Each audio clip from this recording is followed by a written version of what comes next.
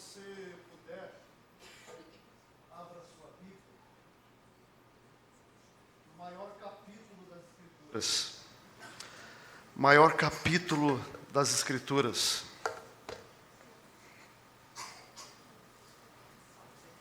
Salmo 119. Salmo 119.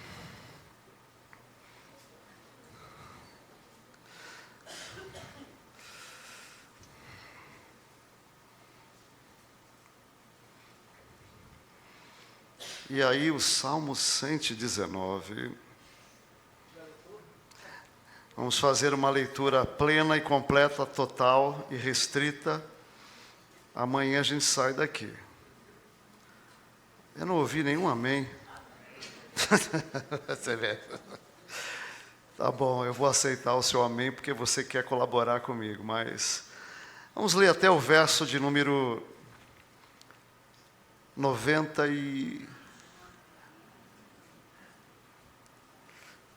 Não, 90 não, que isso? 20. Até o versículo de número 20.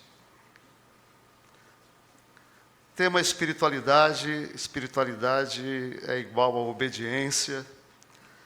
Eu poderia dizer que obediência é igual a amor. Eu poderia dizer que espiritualidade, obediência e amor são a mesma coisa. Então leia o capítulo, esses versículos comigo, sob a perspectiva de que eu vou falar sobre espiritualidade, vou falar sobre obediência, vou falar sobre amor. Bem-aventurados os irrepreensíveis no seu caminho, que andam na lei do Senhor. Bem-aventurados os que guardam as suas prescrições e o buscam de todo o coração. Não praticam iniquidade e andam nos seus caminhos. Tu ordenaste os teus mandamentos para que os cumpramos à risca. Tomara sejam firmes os meus passos para que eu observe os teus preceitos. Eu não terei que me envergonhar quando considerarem todos os teus mandamentos. Render-te-ei graças com integridade de coração quando tiver aprendido os teus retos juízos. Cumprirei os teus decretos, não me desampares jamais. De que maneira poderá o jovem guardar puro o seu caminho? Observando segundo a tua palavra.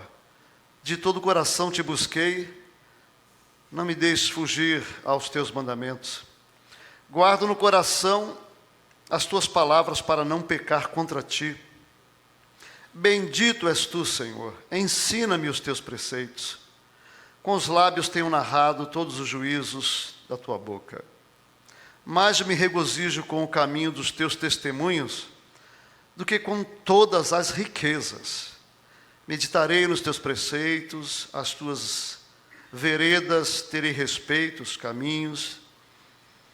Terei prazer nos teus decretos, não me esquecerei da tua palavra. Seja generoso para com teu servo, para que eu viva e obedeça e observe a tua palavra. Desvenda os meus olhos para que eu contemple as maravilhas da tua lei. Sou peregrino na terra, não esconda de mim os teus mandamentos. Consumida está minha alma, por desejar incessantemente os teus juízos. Amém. Vamos orar. Senhor, pedimos que o Senhor tenha misericórdia de nós e venha nos abençoar na reflexão da tua palavra. Que ela seja poderosa e que ela fale ao nosso coração. Em nome de Jesus. Amém. Obediência é uma experiência extremamente relacionada ao que nós falamos e para alguns apenas ao que nós falamos. Né? Ela não integra vida. Um jovem que decidiu, depois de muito tempo desempregado, procurar emprego, foi na banca, comprou jornal, entrou na sua sala, jogou o jornal na poltrona e se colocou de joelho e disse: Senhor, eu quero trabalhar. Senhor, eu estou muito tempo desempregado e eu quero trabalhar. Eu quero muito trabalhar, Senhor. Então fala ao meu coração, me orienta e me dirige. E depois de orar, ele disse, em nome de Jesus, amém. Abriu os olhos, estava o jornal à sua frente. E aí tinha um anúncio. Contrata-se pedreiro. Olhou aquilo, fechou os olhos e orou novamente. Senhor, eu não estou brincando, Senhor.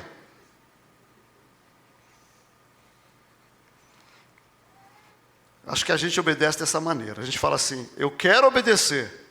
Mas quando Deus diz o que a gente tem que fazer, a gente, bom, poderia ser, perdoa o teu cunhado, né? Perdoa a tua mãe. Está orando, quero fazer a vontade de Deus. E aí eu fico pensando, né? Eu lembrei de alguns textos, por exemplo, João 14, 21. Aquele que tem os meus mandamentos e os guarda, este é o que me ama. Quem guarda os meus mandamentos? Esse é o que me ama. E o que me ama será amado por meu Pai, e eu vou me manifestar a Ele. Promessa do Senhor. Quem não me ama, não guarda as minhas palavras.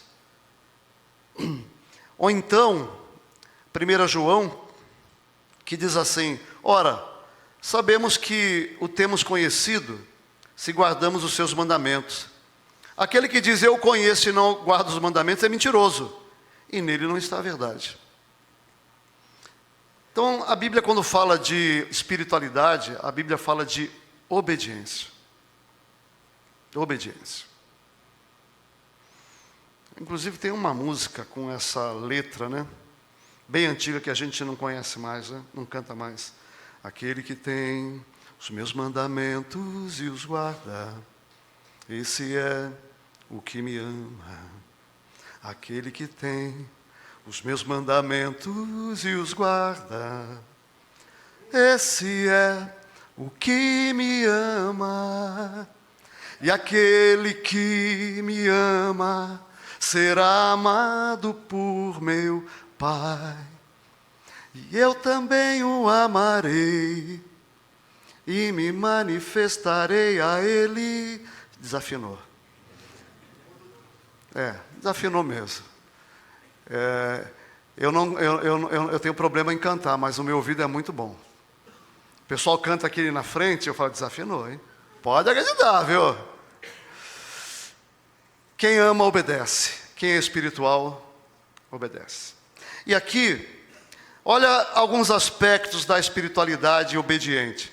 Primeiro, a espiritualidade é o caminho da plenitude máxima da vida, e não da via, como eu escrevi aqui. Espero que ela tenha corrigido. Corrigiu ou não? Corrigiu, né? Da vida. A espiritualidade é o caminho da plenitude máxima possível da vida. Quando Deus chama você para obedecer, eu quero que você saiba que Deus não é caprichoso. Você vai obedecer para glorificar o meu nome. Não.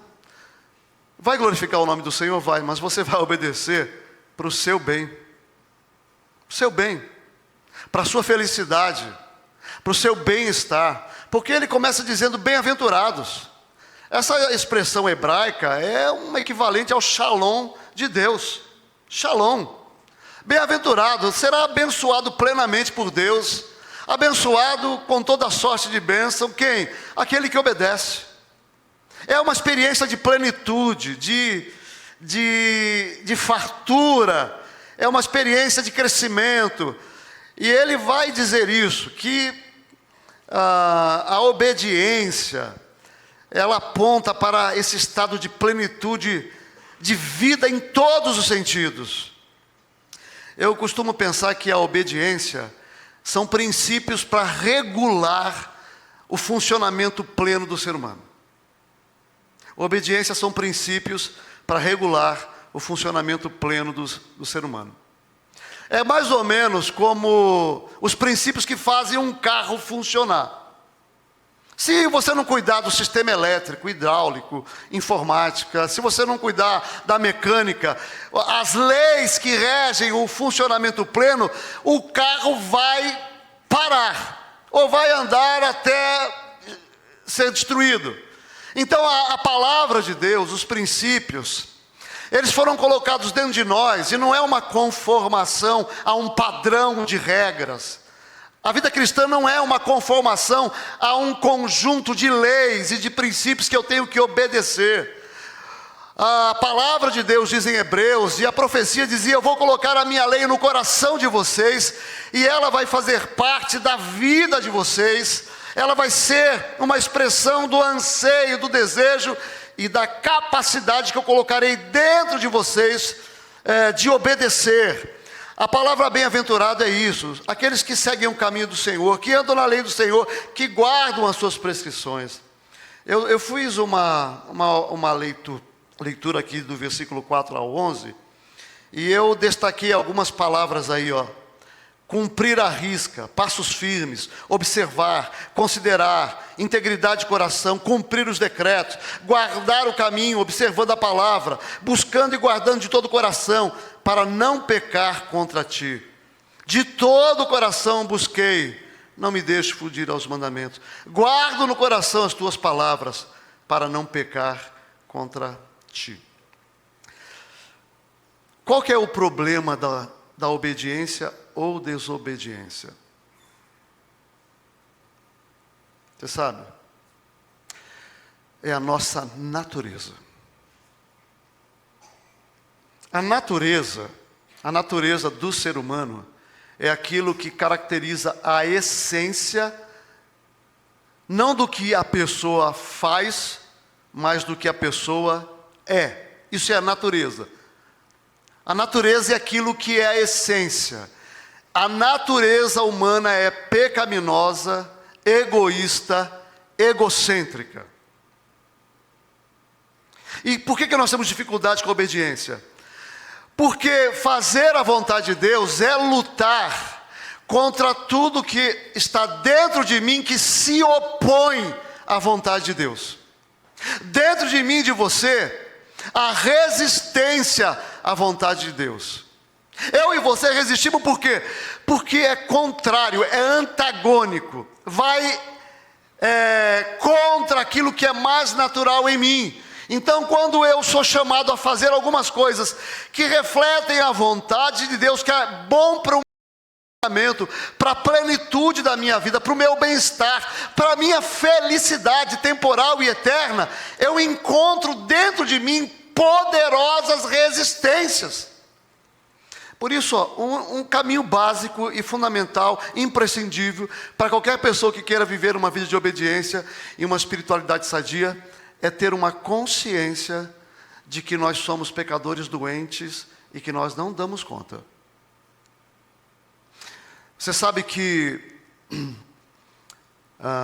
eu conversei com um cliente há algum tempo atrás, que era reincidente em relação ao seu vício, e eu disse para ele o seguinte, falei assim: olha, você sabe quando que você vai vencer o vício? Sabe quando? Quando você olhar para você, olhar para Deus e reconhecer, você é uma pessoa doente, você não dá conta. Você é doente, você não dá conta. As pessoas que lutam com o alcoolismo, que frequentam o AA, eles são tomados de uma consciência de que cada dia que eles passam sem beber é motivo de celebração, de festa, de regozijo. Por quê? Porque eles lutaram contra algo que o seu corpo deseja, que a sua estrutura emocional anseia, cuja inclinação clama por uma pequena dose. O viciado em álcool, em drogas, em sexo, em comida, em trabalho, em sono, é a mesma coisa. Então, a pessoa que quer buscar a Deus, ela precisa primeiro ter uma consciência que ela é pecadora, que dentro dela há conflitos terríveis em relação ao fazer o bem, como perdoar, como servir, como amar, como cuidar. Não cuidar da pessoa distante, mas do filho, da esposa, do amigo, do inimigo. Nós não queremos, nós queremos que as pessoas nos sirvam, cuidem de nós, que ela nos honre, que ela nos eleve, que elas falem bem de nós. Servir não é uma coisa do ser humano, isso é uma contradição. E todas as pessoas em qualquer lugar do mundo, em qualquer nação, seja essa nação educada, ou seja essa nação com baixo índice de alfabetização, todo mundo lida com essa guerra entre querer fazer o bem e não conseguir fazer o bem, desejar fazer coisas que na natureza há oposição e contrariedade. Essa é a guerra e a luta do ser humano, e sempre foi e sempre será. Então, quando você entende que você está numa guerra injusta, você está numa batalha perdida, que você está num empreendimento fracassado, que você não vai a lugar nenhum pelas suas próprias forças, e você falar para Deus: Deus, eu não dou conta dos meus desejos, eu não dou conta das minhas aspirações, eu não dou conta das minhas vontades, eu tenho anseios que eu não deveria ter, eu tenho vontades que eu não deveria ter, pulsa em mim inclinações que eu abomino, que eu detesto, pensamentos que eu não quero ter. Senhor, me dá graça, eu não consigo. Esse é o caminho. Esse é o caminho. Mas aí, Jesus disse assim,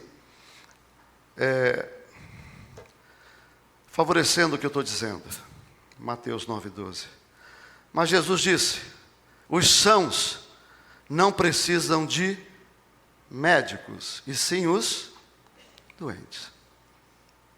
Você tem que chegar diante de Deus e falar: Senhor, eu sou doente, eu sou pecador, eu não dou conta da vida, eu sou egoísta. Senhor, tem misericórdia de mim. Se o Senhor não tiver misericórdia de mim, eu não terei vitória. Segunda verdade do Salmo sobre espiritualidade, que é uma coisa extraordinária, porque assim, eu não falei muita coisa sobre esse Salmo, mas é um Salmo de Davi, é um acróstico. Ele começa, cada 8 versículos, começam com uma letra do alfabeto hebraico.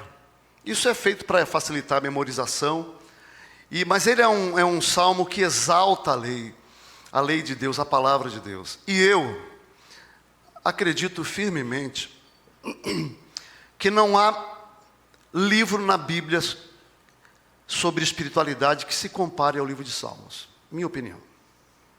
Nenhum outro livro das Escrituras, na minha opinião, para falar de espiritualidade, se compara ao livro de Salmo. Por quê?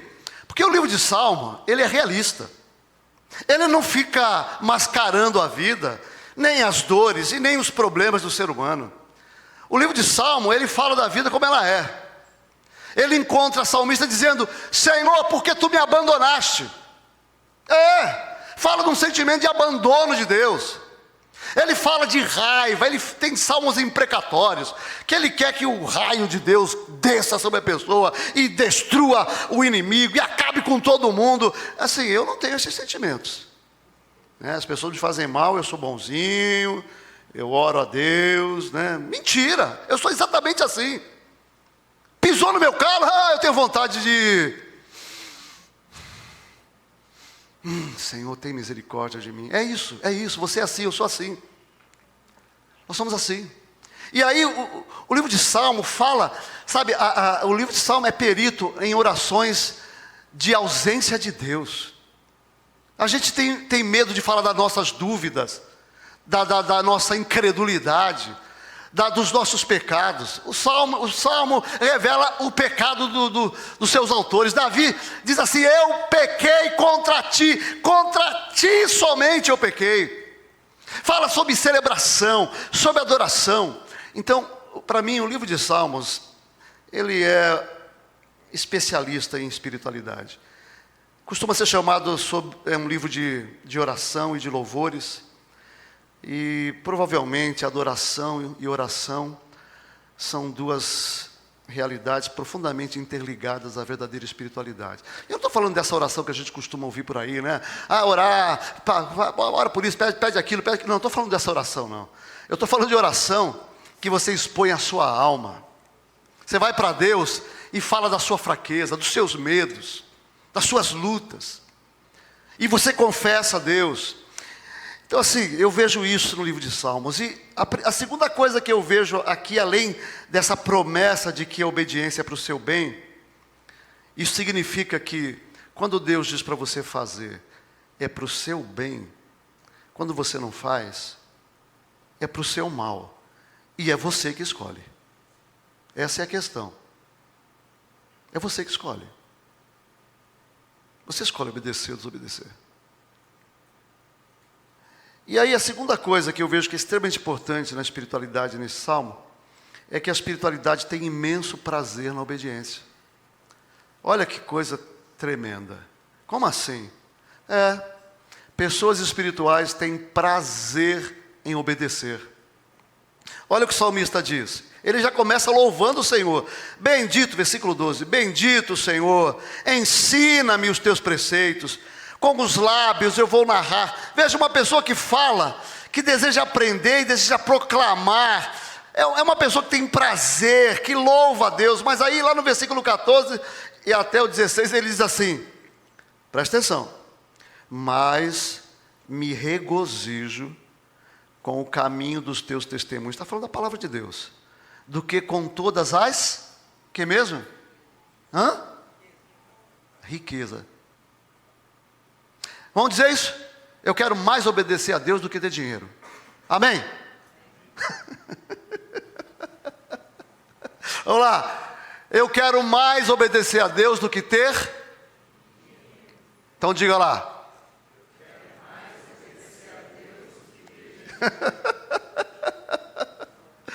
Amém, Jesus. Será? Será? Você quer mesmo? Tá, então vou fazer um teste aqui. Como é que está o seu cartão de crédito?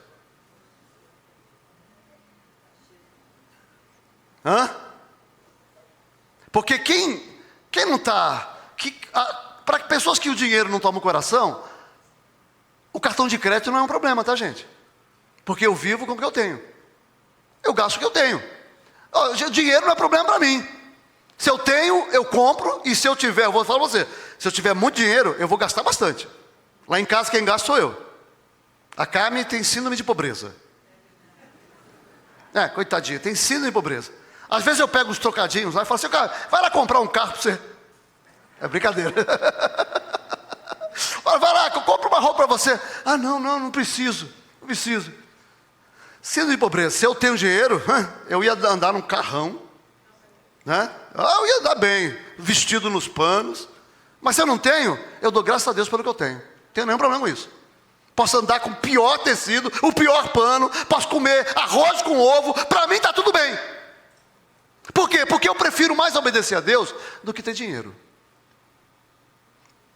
Aí você falou aí, eu prefiro obedecer do que ter riqueza. Mas aí o seu cartão de crédito está estourado? Como assim? Como assim?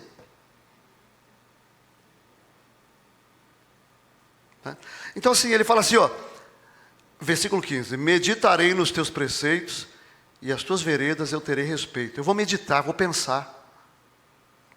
E o salmista ele vai dizer em outros salmos, eu medito na tua palavra dia e noite.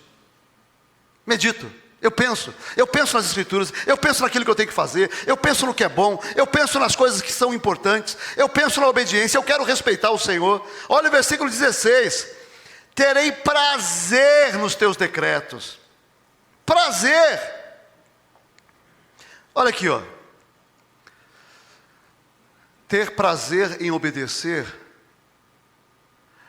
não é uma verdade contrária a sofrer para obedecer. Entendeu o que eu disse? Ter prazer não é contrário a sofrer para obedecer, porque obediência traz sofrimento. Mas para as pessoas que entenderam que é para o bem, elas têm prazer enquanto sofrem. Eu vou dar um exemplo para você. Eu trabalhei em Pedrinhas, conhece? Eu quase não falo sobre Pedrinhas. 4 anos no campo missionário, uma vila lá no meio do nada, casa não tinha energia elétrica, água potável, não tinha padaria, não tinha nada lá. Fui para lá. E lá, quando 2 anos depois chegou a energia elétrica, e eu coloquei no meu coração de ajudar as pessoas da vila que não tinham condições em instalar energia para aquelas pessoas.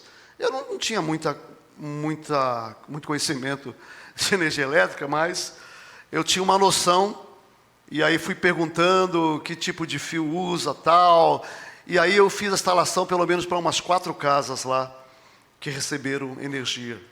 Mas era um sofrimento, porque eu não sabia fazer, e aí tudo sozinho, e a vila era uma experiência assim de angústia, porque nós estávamos longe, comíamos pão duro, não tinha pão. Eu amo pão, amo pão. Sim, eu tenho uma padaria aqui em Maringá que de vez em quando tenho vontade de ir lá comprar um pão que eles fazem, é um pão de milho.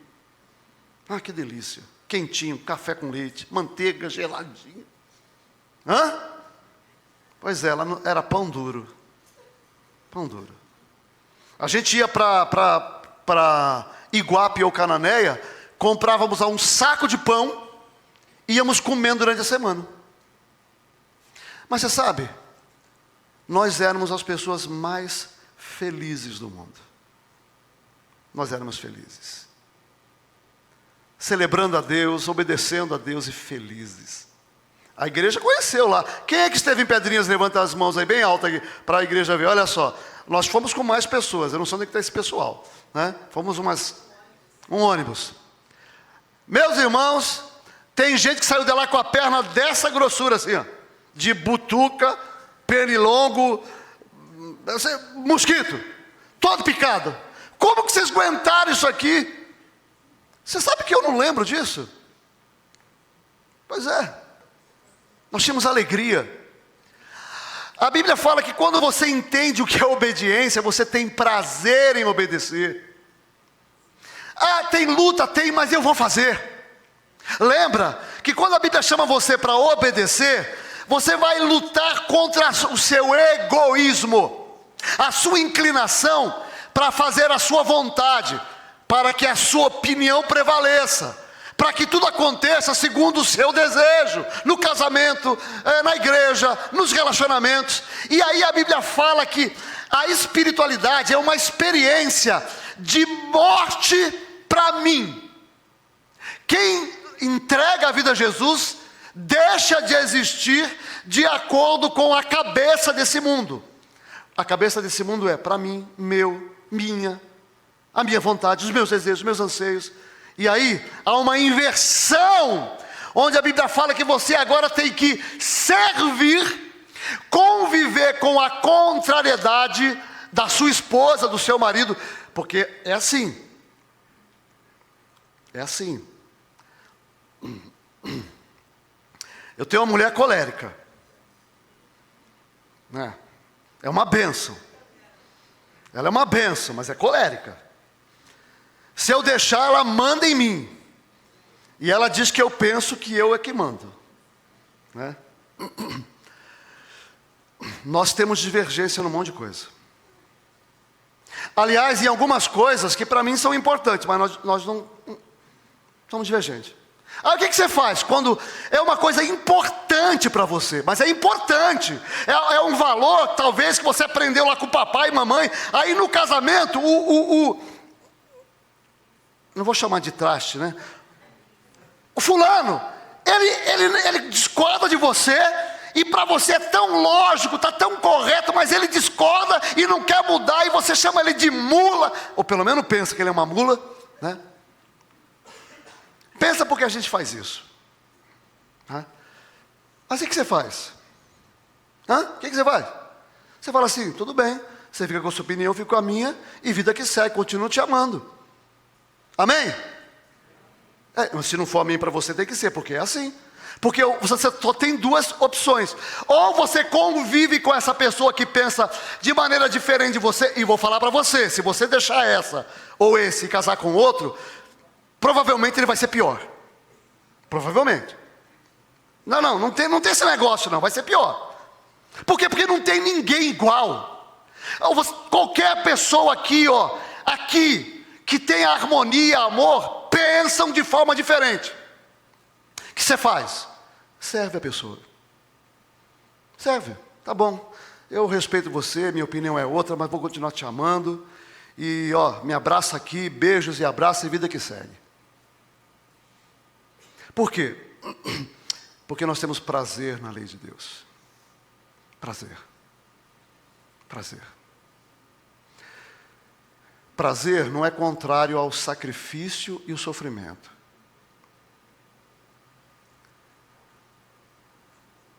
Se você quiser obedecer a Deus, talvez não, muito provavelmente, você vai entrar numa peregrinação de dor e sofrimento.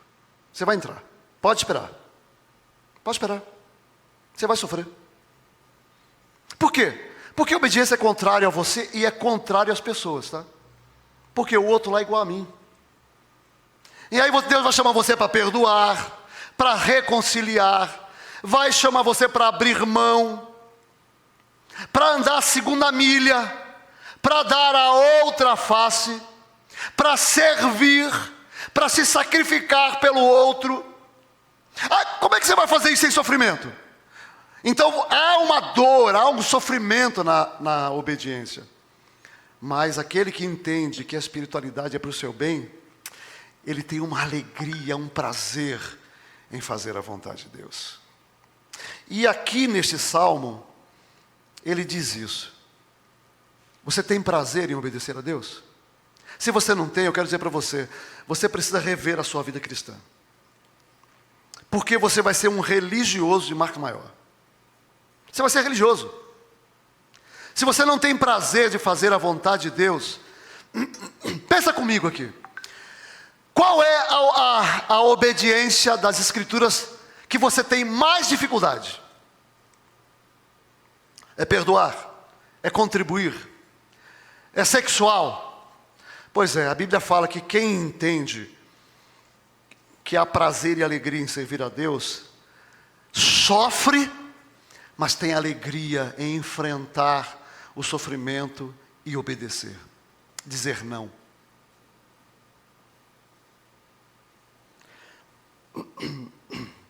Sem prazer, o cristianismo se torna uma religião comum, sem alegria. E é interessante, qual outro texto que você encontra nas Escrituras fora de Salmos, que nos chama a ter alegria e prazer na palavra de Deus, gente? Pode até ter, mas é muito dos Salmos isso. Prazer. Salmo é um livro de espiritualidade. Prazer. Prazer. Alegria em servir. E por último, um outro aspecto da obediência neste salmo é que a espiritualidade tem profundo desejo por conhecer e obedecer a palavra de Deus. Olha o versículo 17. Antes de você ler, para que você quer viver? Meu irmão, minha irmã, para que você quer viver?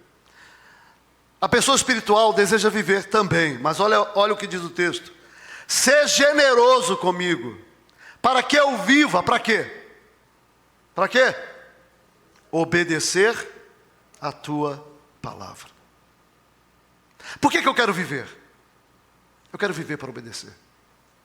Eu quero viver para glorificar a Deus. Não tem sentido a vida se eu viver uma vida e desonrar ao meu Deus. Não tem sentido, para mim não tem sentido. Não tem sentido viver uma vida medíocre. Não tem sentido. E aí ele vai dizer assim, versículo 18: desvenda os meus olhos, para que eu contemple as maravilhas da tua lei. 19: eu sou peregrino na terra, não escondas de mim os teus mandamentos. Pessoas espirituais, elas têm um profundo, presta atenção em nome de Jesus aqui, elas têm um profundo desejo de conhecer a Deus, e conhecer a lei de Deus, a palavra de Deus, a tal ponto que você não vai encontrar, o versículo que eu vou ler aqui, eu acho que você não vai encontrar uma afirmação semelhante nas Escrituras em nenhum lugar. Talvez alguma coisa parecida. Você vê Paulo, mas dessa maneira aqui é difícil você encontrar. Olha o que ele diz, versículo 20. consumida, exausta, exaurida, detonada, cansada está a minha alma. Eu estou cansado do quê? De desejar o quê? Incessantemente os teus juízos. Isso é espiritualidade. Senhor, se eu não tenho experiências de compreensão mais profunda sobre o Senhor, eu não aguento, porque a minha alma deseja te conhecer.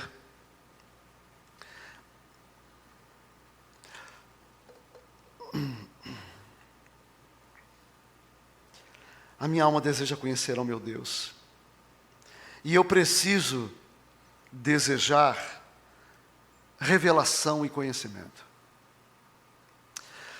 Eu quero lembrar você de Efésios capítulo 1. Paulo ora lá em Efésios, diz assim: para que o Deus do nosso Senhor Jesus Cristo, Pai da glória, vos conceda espírito de sabedoria e de revelação no pleno conhecimento dele. É isso que Deus deseja nos dar. Paulo em Coríntios diz assim: o Espírito de Deus penetra as profundezas de Deus.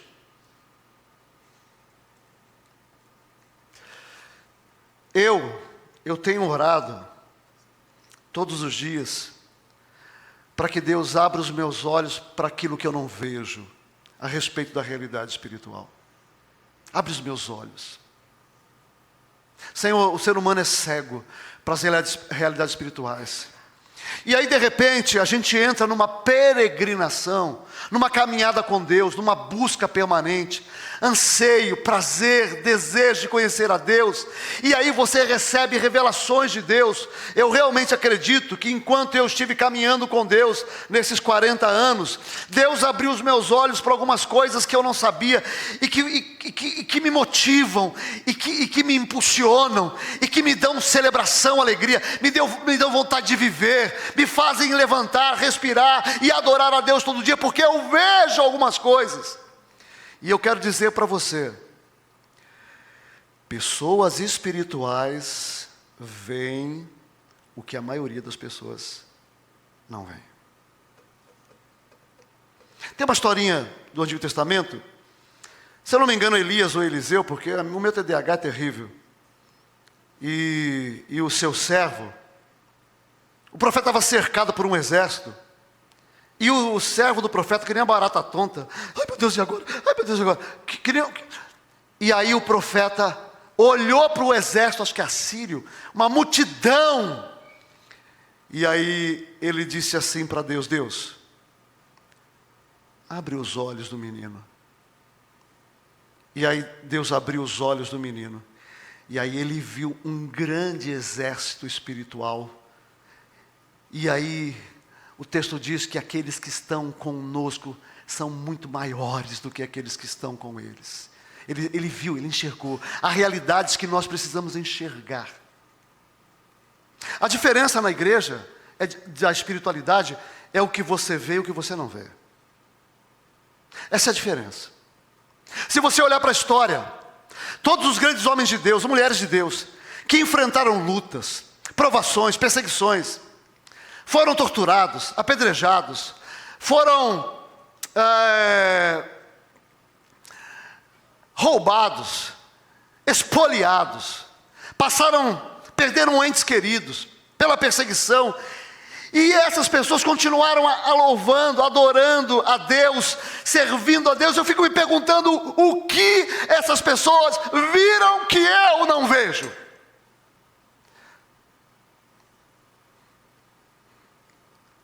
Tenho visto o algoritmo, quando você se detém para ver alguns videozinhos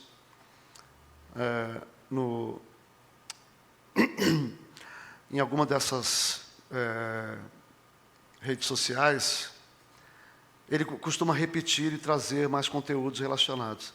E eu parei para ver crianças adorando na África, debaixo de um temporal. E aí, de repente, o algoritmo me trouxe de vários lugares da África cenas parecidas. Crianças com fome, raquíticas, órfãs, ajoelhadas debaixo da chuva, com as mãos levantadas e adorando ao Deus eterno. Meu irmão, o que eles viram que você não viu? Porque baixou o frio, o pessoal sobe da igreja. Foi um friozinho, choveu. O que está acontecendo com a igreja? O que está acontecendo comigo e com você? Você tem desejo e anseio por conhecer a Deus? A nossa EBD tem sido uma bênção, tá? O Bruno tem ministrado, Benjamin, o Pedro e outros, uma bênção. Nós temos lá 30, 40 pessoas. O que aconteceu com a igreja? O que aconteceu comigo e com você? Você perdeu a visão. Você parou de enxergar a profunda realidade espiritual. A questão é que eu tenho que orar por você e por mim, para que Deus abra os meus olhos e me dê espírito de conhecimento e revelação, no pleno conhecimento, porque a diferença entre aqueles que fazem e que não fazem, a diferença entre aqueles que se dedicam e não se dedicam, a diferença entre aqueles que buscam santidade e não buscam, a diferença entre aqueles que oram e não oram, a diferença entre aqueles que amam e não amam, a diferença entre aqueles que perdoam e não perdoam, é a visão. É a visão de Deus. É curioso que Jó reclamou a vida inteira da sua dor e do seu sofrimento.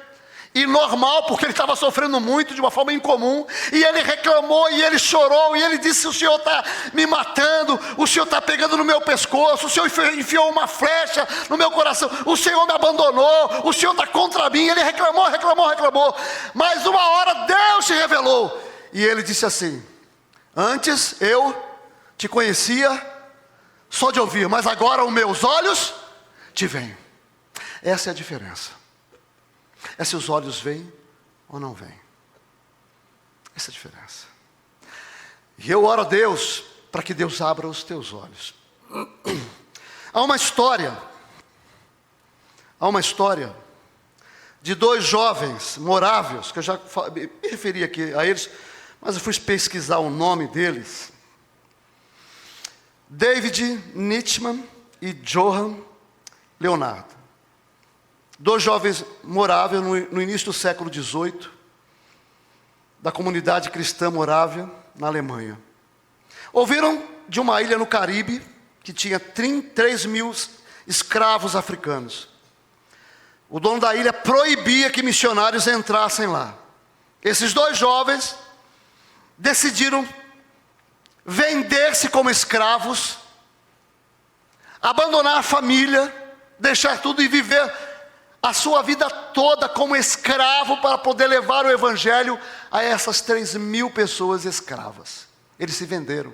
E diz o texto que o dono da ilha falou: olha, eu não vou ajudar vocês em nada, vocês querem vir? Vocês vão vir por conta própria. Eles ainda pagaram as passagens para viajarem para a ilha. E diz a história que na hora da despedida, enquanto os familiares, a comunidade estava ali à beira do mar ou do rio, no porto, para ver aqueles jovens indo embora, quando o barco já estava se afastando, um deles gritou a seguinte frase. Enquanto as pessoas choravam, um deles gritou: que o cordeiro que foi imolado receba a recompensa do seu sofrimento. Que o cordeiro que foi morto receba a recompensa. E a recompensa sou eu, a minha vida no seu altar. E aí eu pergunto para mim e para você, meu irmão, o que aqueles jovens viram que você não viu? O que eles viram que nós não vimos?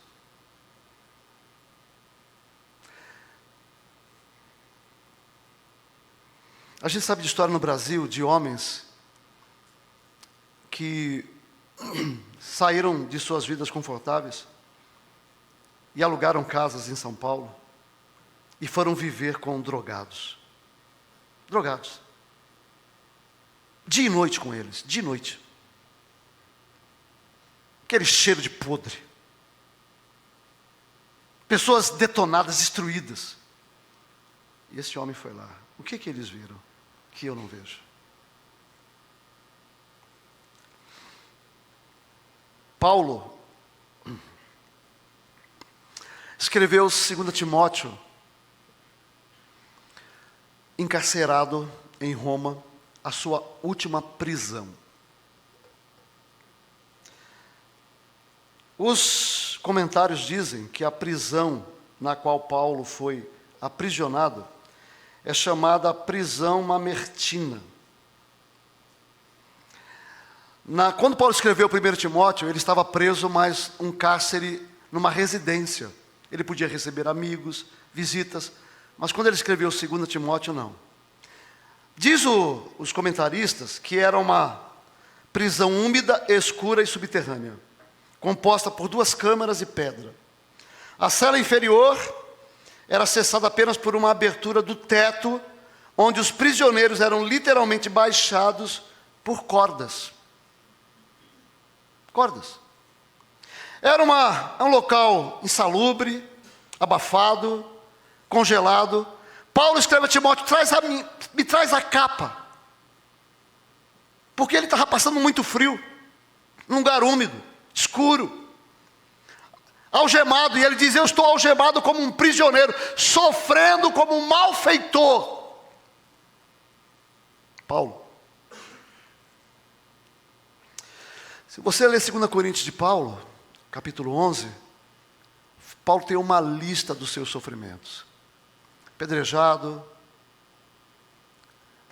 chicoteado, passei fome, perseguição, maltratado. Cada cidade, a prisão me esperava. Lutas por dentro, lutas por fora. Perigo em patrícios, perigo em irmãos, perigo em salteadores. Vida de sofrimento. Mas ele termina a sua carta não num tom lúgubre. Olha como ele termina. Quanto a mim, já estou sendo oferecido por libação, e o tempo da minha partida é chegada. Combati o bom combate, completei a carreira, guardei a fé, já a coroa da justiça me está guardada, a qual o Senhor, o resto do juiz, me dará naquele dia. É esse cara que está dizendo isso. Estava numa prisão, algemado, uma prisão de pedra, num buraco.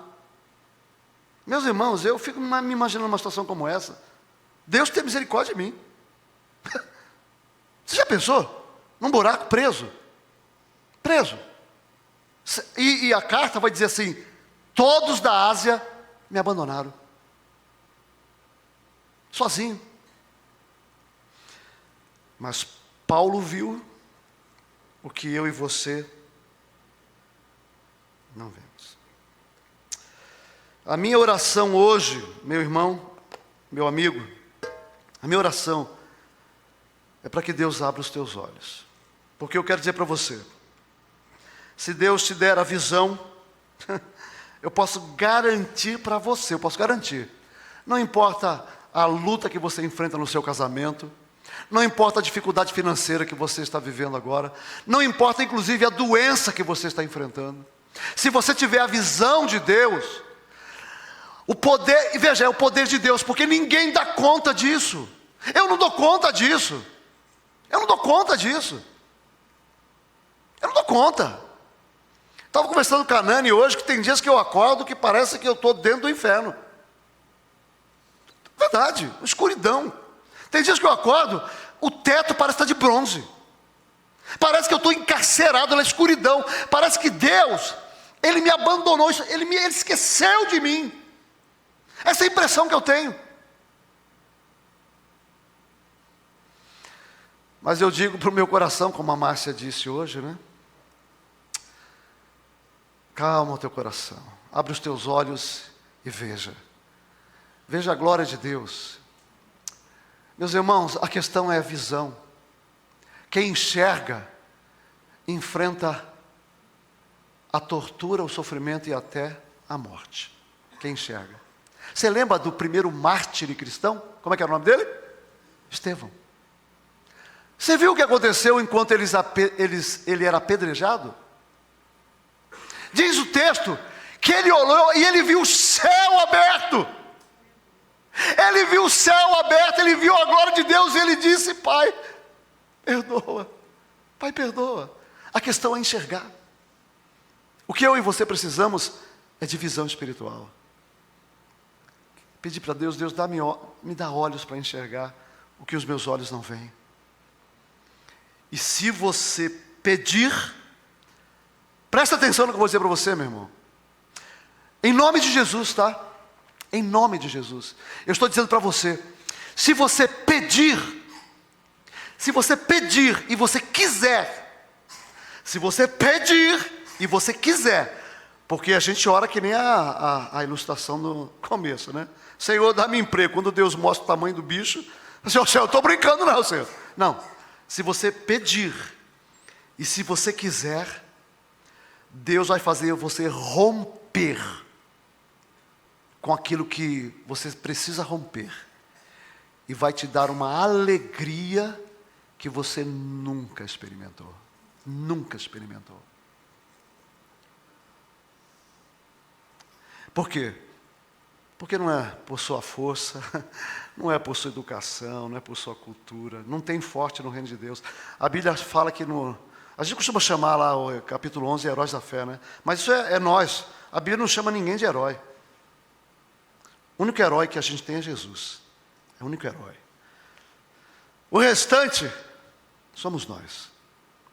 Pecadores salvos pela graça, que se Deus não atuar, nós estamos perdidos. Então eu digo: Senhor, eu não dou conta, abre os meus olhos. Abre os meus olhos porque eu quero ver. E eu sei que se eu enxergar a glória do Senhor, se eu enxergar o que está acontecendo no mundo, a minha vida vai mudar. Sabe, quero chamar os diáconos para vir aqui por causa do tempo, senão eu vou começar a falar, não vou parar mais aqui, depois os professores do criança não querem me matar, né? Então, os diáconos, a equipe, nós vamos ter ceia. Mas enxergar faz toda a diferença. Eu tinha um ano de convertido e tive uma experiência com Satanás. Vou contar para você. Talvez eu nunca tenha contado isso aqui na igreja. Eu não me lembro de ter contado isso. Estava em Curitiba. Olha só que coisa, hein? De Santos eu fui parar em Curitiba. Sem dinheiro, em oração, porque eu queria reencontrar uma pessoa que me ajudou no começo. Eu tinha um ano de convertido. Fui pregar numa igreja pentecostal. Sapatinho de fogo. Comecei a pregar, falar lá, testemunho. Era glória a Deus. E o pessoal começou a ver anjo, demônio. Eu falei: eita glória. E comecei a pregar mais e um ano. E no final eu orei. Em nome de Jesus, todos os demônios que estão aqui estão amarrados, porque Jesus tem poder, coragem. Aí fui para a casa dessas colegas e naquela noite eu tive uma noite infernal. Infernal. Eu acordei com a clareza de que aquele quarto estava infestado de demônios. Com a clareza, estava infestado de demônios. E eu fui erguido e jogado no chão. Barulho. Bum! Fui erguido e jogado. As moças, quando ouviram, foram no quarto. Quando elas chegaram no quarto, eu estava de joelhos, todo contorcido. Eu não estava possesso. Eu não acredito que crente fica possesso. Eu também não acredito que Deus dá essa experiência para todo mundo. Não acredito. Deus estava fazendo comigo algumas coisas. Comigo. E eu estava todo contorcido. E o diabo riu pela minha boca. Consciente, eu vi tudo aquilo. As meninas chegaram, começaram a orar, e eu orando na minha cabeça, e houve uma explosão no lugar, e eu senti que os demônios saíram, foram embora, saíram daquele lugar. Bom, eu confesso para vocês que eu passei acho que uns 2 meses sem orar sozinho. Escuro jamais. Falei, hein? Mas eu fui numa igreja, um menino com 2 anos de vida cristã, eu contei a história para ele. Betinho, lembro até hoje, Cristo a resposta. Eu estava indo embora, ele voltou, falou: Paulo, vem aqui. Deus me deu um texto.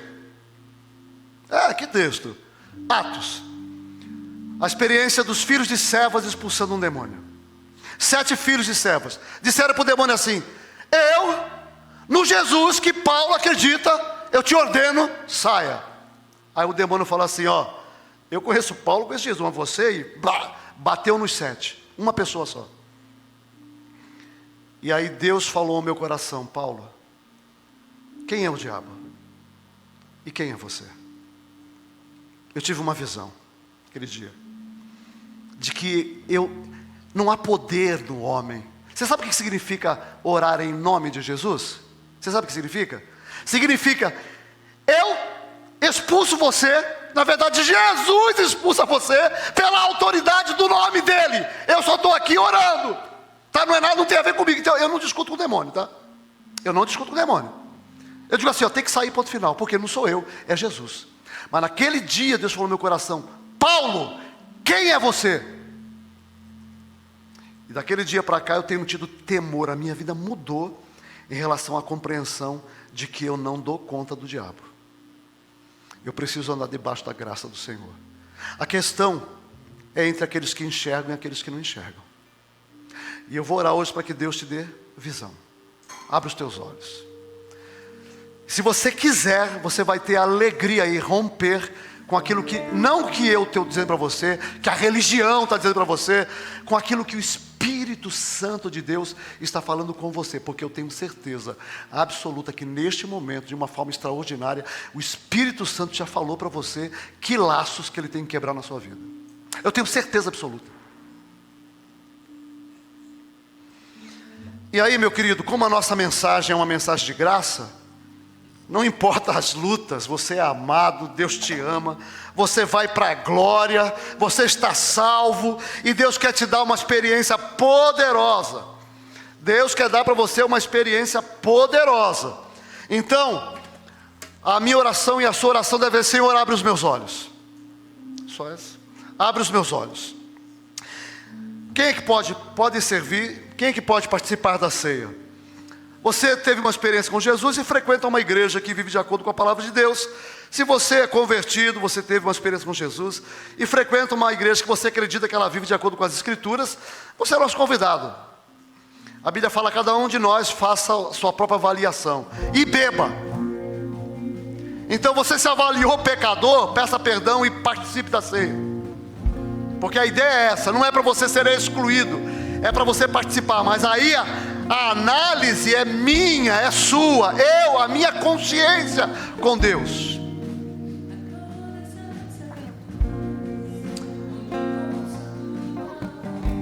Aleluia. Espere para nós participarmos juntos. Jesus, esse é o teu sangue.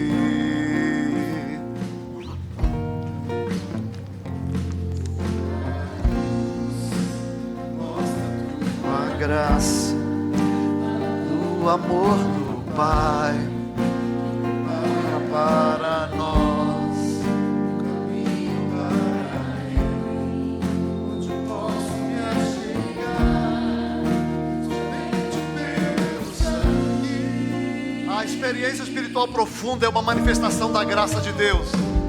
Ele quer dar para você, não depende da sua força. Eu vou me libertar. Você não vai se libertar, mas o Espírito Santo de Deus te dará a experiência da libertação.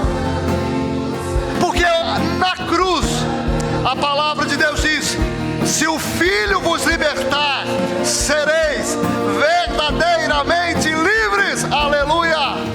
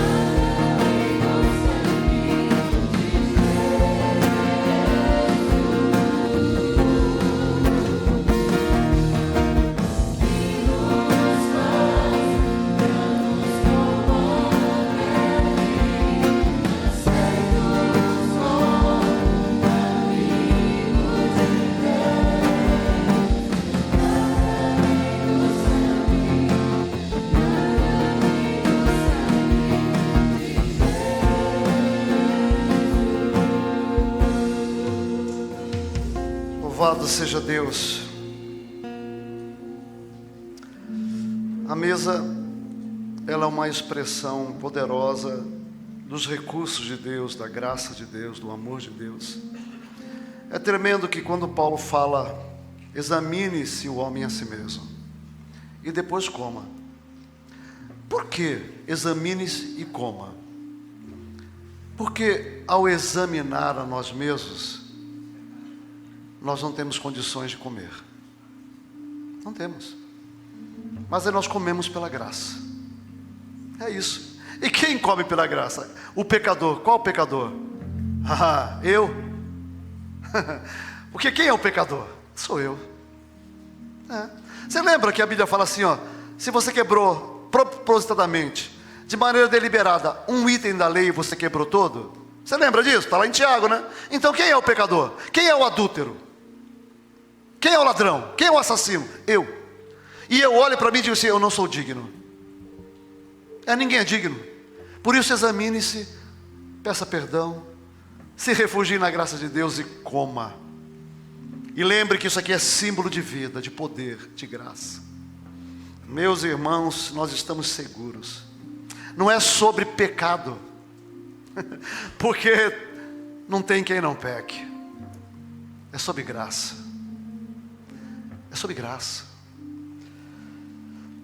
Senhor, obrigado pelo pão, símbolo do teu corpo, moído na cruz por nós, cancelando,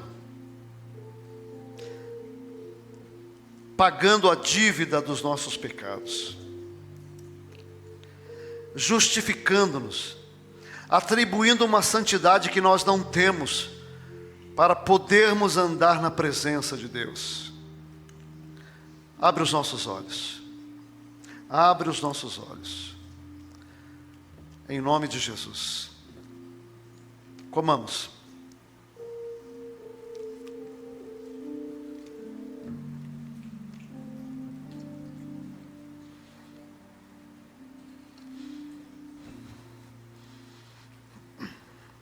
Pode orar, agradecendo.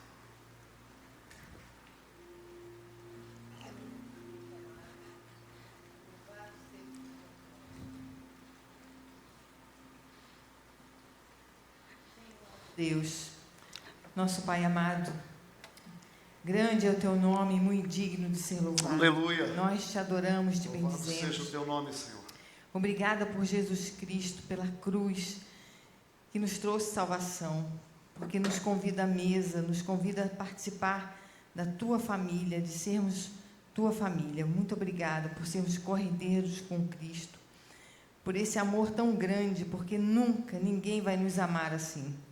Obrigada, porque não merecemos, não somos dignos, somos falhos, pecadores, miseráveis. Ó Senhor. Mas a tua graça, somente a tua graça, Aleluia. é que nos faz estar aqui hoje. Louvado É por isso que estamos aqui. Aleluia. Obrigada, Senhor, por tudo e por tanto que o Senhor tem feito, por tudo que o Senhor fez e ainda vai fazer em nossas vidas. Aleluia. Mais uma vez clamamos que o Senhor abra os nossos olhos, Abre os nossos que o Senhor nos dê a visão além do nosso alcance, porque só assim poderemos enxergar o que realmente precisamos. Obrigada, Pai, por esse momento, por lembrarmos de tudo isso. Aleluia. E por sermos do Senhor. Aleluia. Oramos agradecidos e te pedimos em nome de Jesus Cristo. Amém. Obrigado pelo cálice, que representa o sangue da nova aliança, no teu nome. Ó Senhor, abre os nossos olhos, para entendermos a grandeza, a profundidade, a extensão, a altura do teu amor, revelado na cruz. Que os nossos olhos vejam e a nossa alma, a nossa vida, seja drasticamente afetada. Ó Senhor, abre os nossos olhos. Obrigado pelo sangue derramado por nós. Tomemos o cálice em honra ao nome do Senhor Jesus.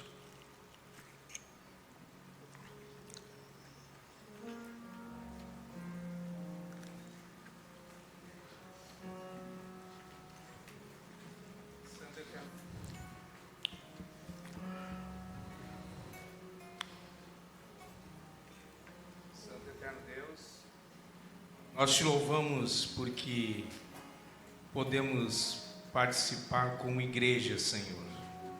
Sendo a tua igreja, Senhor. Não porque merecemos, não porque somos melhores, mais inteligentes, mas porque o Senhor nos amou. E o Senhor nos escolheu para fazermos parte da tua igreja, ó Pai. E sendo participantes da tua igreja, sendo a tua igreja, Senhor, nós queremos ter os mesmos ideais que o Senhor tem. Queremos pensar da mesma forma que o Senhor pensa. Queremos ver como o Senhor vê. Não queremos mais ser nós mesmos, mas que a tua vontade seja manifesta em nossas vidas, Senhor. Reconhecemos que foi através da tua morte ali na cruz que hoje relembramos, através dessa ceia, ó Pai, o teu grande amor, que o Senhor permitiu que dessemos entrada, que tivéssemos entrada à tua igreja, Senhor. E um dia, quando estaremos vivendo eternamente com o Senhor, um dia quando estaremos glorificando o teu nome, Senhor, quando não haverá mais pecado algum que entristece o teu coração, porque nós estaremos com o Senhor vivendo no reino dos céus. Recebas a nossa adoração, o nosso louvor. Nós queremos dizer muito obrigado, Senhor, porque somos a tua igreja. E em teu nome, Senhor Jesus, é que oramos. Amém. Vamos ficar em pé? Terminar. Eu fui visitar uma jovem estudante aqui de Maringá com um pastor da cidade, que estava tendo problemas espirituais com demônios. Falei para o pastor, que não tinha muita experiência, falei para ele: olha, não se assuste, nós não sabemos o que vai acontecer aqui. E aí eu, à distância, coloquei a mão sobre a menina, e o corpo da menina fez isso aqui, ó. O pastor que estava comigo ficou branco. Eu mantive a calma, sabe por quê? Enquanto ele viu o demônio, eu vi Jesus. Fomos orar para uma prostituta, eu e a Carmen.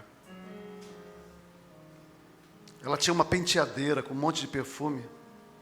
Quando nós fizemos em nome de Jesus, o demônio se manifestou. Imediatamente ela assumiu a forma de uma serpente e começou por baixo da cama, e quebrou todos os perfumes. Não se cortou, quebrou. Nós tivemos medo? Sim. Mas o que eu vi? Os demônios? Não. Eu vi Jesus. Estive entre a vida e a morte 5 vezes. O que eu vi? A morte? Não. Eu vi Jesus. Abre os nossos olhos, Senhor. Nas privações financeiras, abre os nossos olhos. Diante da doença, Senhor, abre os nossos olhos. Senhor, diante do sofrimento, abre os nossos olhos. Senhor, diante da necessidade de obediência radical, abre os nossos olhos. Senhor, abre os nossos olhos diante da necessidade de servir, de envolvimento, de generosidade, de sacrifício. Abre os nossos olhos. Abre os nossos olhos.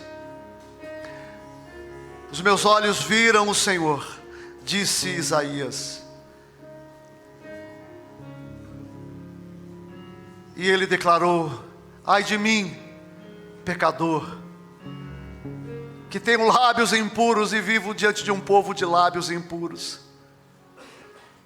Mas o Senhor tocou com uma brasa, perdoando, lavando, purificando. Porque a questão é se você enxerga ou se você não enxerga. Abre os nossos olhos, Senhor, em nome de Jesus.